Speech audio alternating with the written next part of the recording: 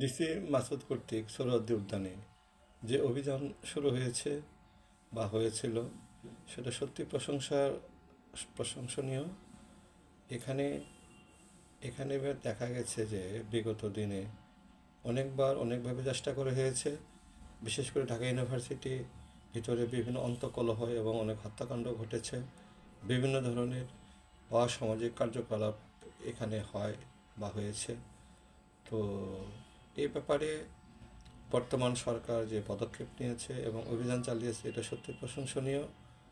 এখানে এক শ্রেণীর লোকজন তারা বিভিন্নভাবে এর বিরুদ্ধে কথা বলবে। তো সরকার এবং প্রশাসন এই ব্যাপারে মনোযোগী না দিয়ে তারা জনমনের প্রশান্তির জন্যে, জানমাল নিরাপত্তার জন্যে এই জাতীয় অভিযান সারা বাংলাদেশে অব্যাহত রাখতে হবে।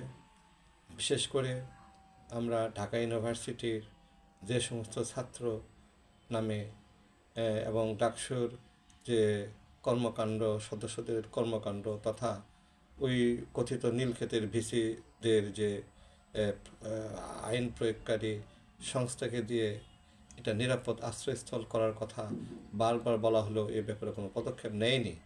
সুতরাং বর্তমান যেহেতু গণতান্ত্রিক সরকার, জনগণের সরকার, জনবান্ধব সরকার, এই সরকার কি পদক্ষেপ নিতে হবে? যান মাল নিরাপত্তার জন্যে যেখানে যেটা করা আমরা জনগণ এ ব্যাপারে সর্বাত্মক সহযোগিতা করব।